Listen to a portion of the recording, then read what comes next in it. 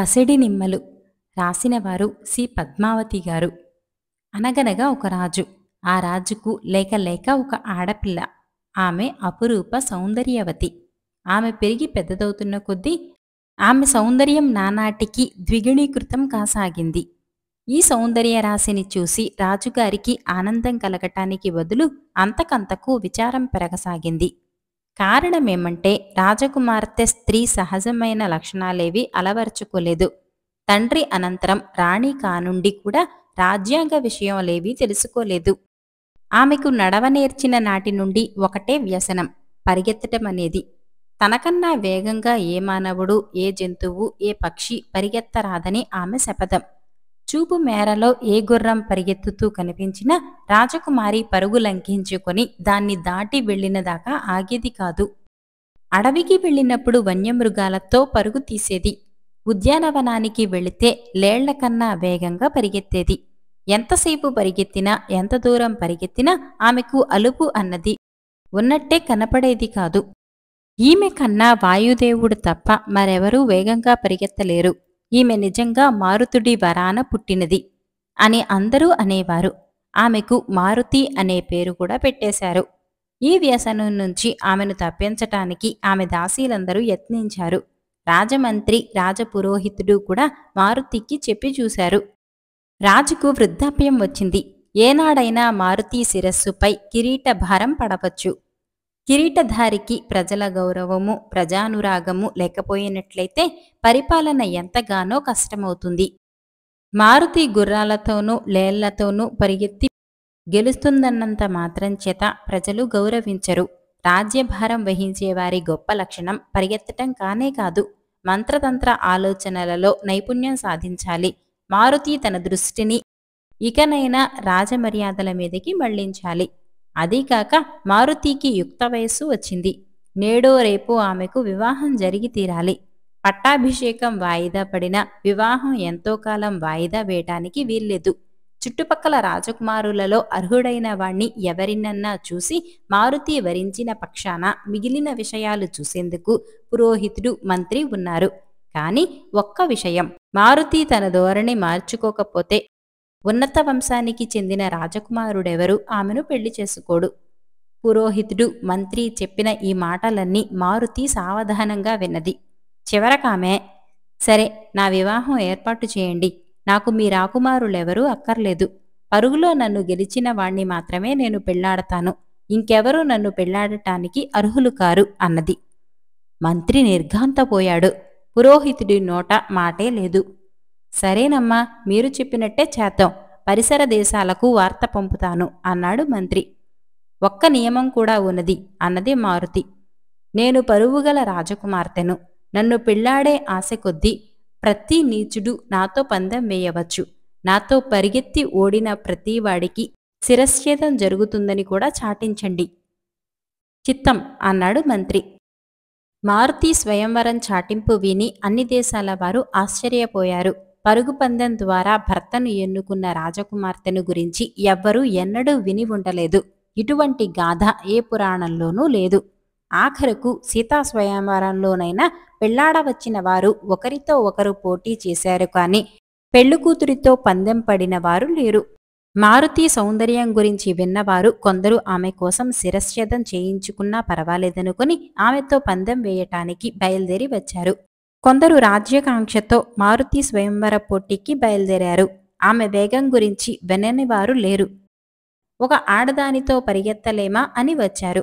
పరిగెత్తటంలో ప్రసిద్ధులైన వారు అనేక మంది ఆమెను జయించాలన్న అహంకారంతో వచ్చారు. మరికొందరు చాటింపు వింటూనే పరిగెత్తటంలో శిక్షణ ప్రారంభించారు.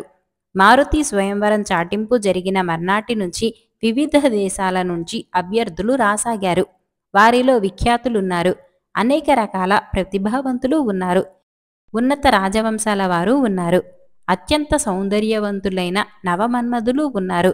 కాని ఒక్కరూ కూడా పరుగు తీయటంలో ఆమెకు దీటైన వారు కనిపించలేదు. ఉదయం లగాయత్తు అస్తమయం అయ్యే వరకు మారుతి ఎవరితోనైనా సరే పరిగెత్తటానికి సిద్ధరాలుగా ఉంది. రాజభవనం ముందు 2 బారల మేర పోటీకి ప్రత్యేకించారు. చుట్టూ ప్రేక్షకులు నిలబడటానికి ఏర్పాట్లు చేశారు. పోటీదారులు పరిగెత్తే చోటుకు ఒక పక్కగా వధ్యశిల ఏర్పాటు చేశారు. ఓడిపోయిన మరుక్షణం పోటీదారు వధ్యశిల వద్దకు పోయి శిక్ష పొందవలసిందే. మొదటి రోజున ఈ వధ్యశిల నుంచి 12 తలలు రాలాయి. ప్రతి శిక్షకు ప్రేక్షకులు హాహాకారాలు చేశారు. మారుతిని గురించి అనేక రకాలుగా మాట్లాడుకున్నారు. ఆమె పాషాణ హృదయం అని కొందరన్నారు. ఆమె తప్పు లేదని, ఆమెతో పరిగెత్త సాహసించిన వారిదే తప్పని మరికొందరన్నారు.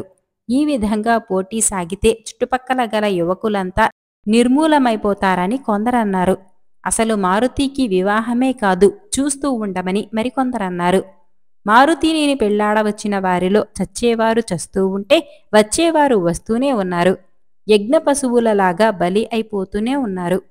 ఈ విధంగా ఈ దేశానికి వచ్చిన వారిలో కుమారుడనే యువకుడొకడున్నాడు. అతను కావటానికి ఒక రాజకుమారుడే కాని అతని చిన్నతనంలోనే తల్లిదండ్రులను కోల్పోయి శత్రురాజుల చేత రాజ్యభ్రష్టత్వం పొంది దేశదేశాలు తిరుగుతున్నాడు.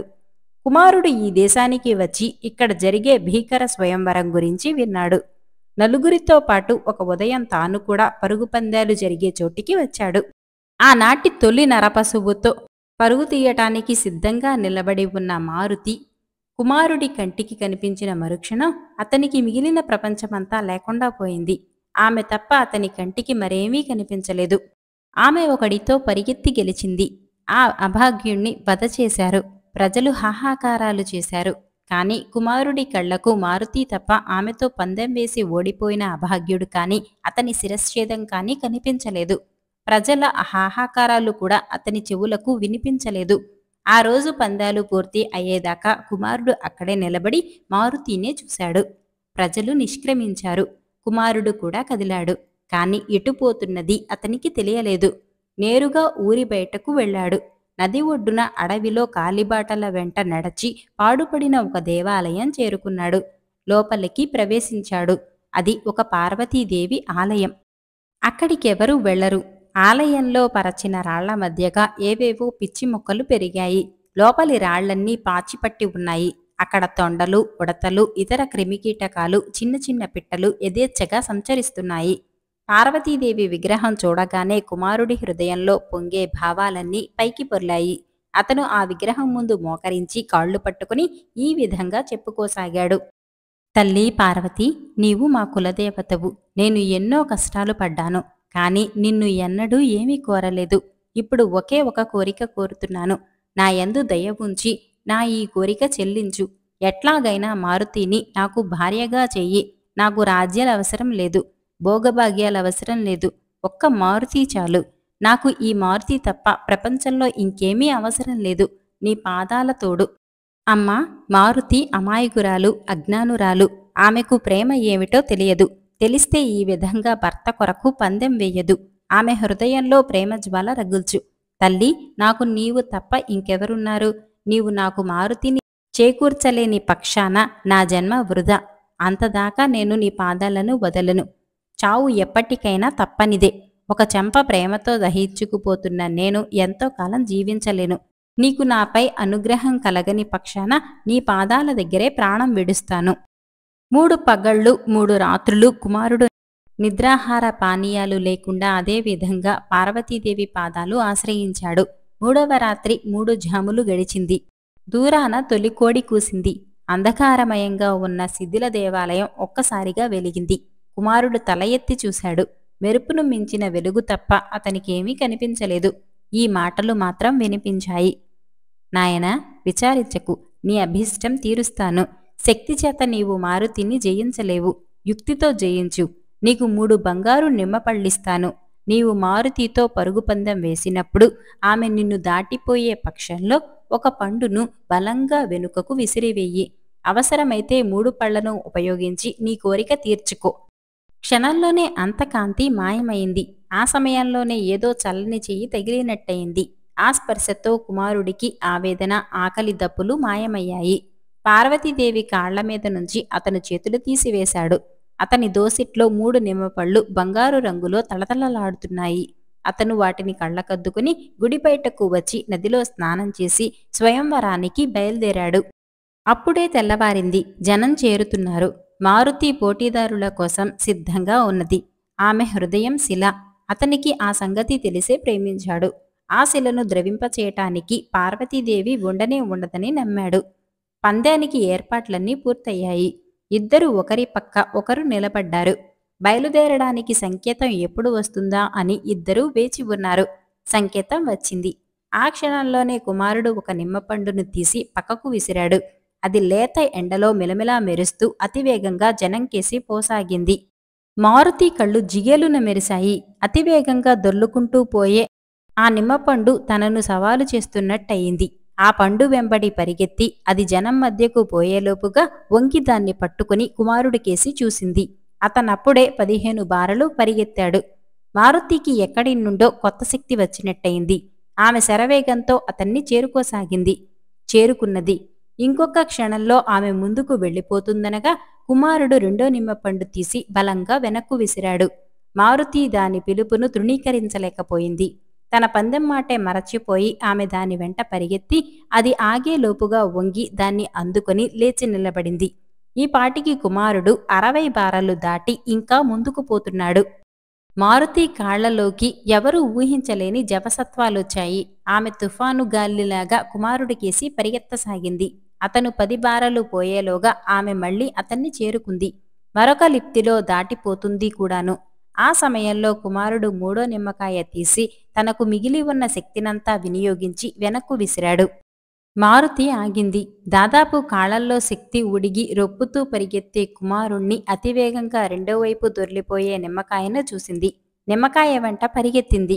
ఆమె కాయ అందుకునేసరికే కుమారుడు 95 బారలు పరిగెత్తాడు. ఇంకా 5 బారలున్నాయి. అతన్ని కలుసుకోవటానికి మారుతి తీసిన పరుగు మనుష్యమాత్రులు ఊహించలేనిది. ఆమె కలుసుకోలేక పూర్వమే కుమారుడు గమ్యస్థానం చేరుకున్నాడు. ప్రజల హర్షధ్వానాలు మిన్నుముట్టాయి. ఓటమి ఎరుగని మారుతి ఓడిపోయింది. దినదినమూ జరిగే వధలు ఆగిపోయాయి. వధ్యశిల వద్ద నిలబడి ఉన్న రాజభటులు గండ్రగొడ్డలి అవతల పారేసి పూలమాలలు తెచ్చి మారుతి చేతికిచ్చారు. ఆ మాలను ఆమె కుమారుడి మెడలో వేసేటప్పుడు ఆమె కనురెప్పలు వాలాయి. చెక్కులు కొద్దిగా జేవురించాయి. మొట్టమొదటిసారిగా మారుతిలో కనిపించిన స్త్రీ లక్షణాలకు రాజపరివారం ఎంతో ఆనందించింది.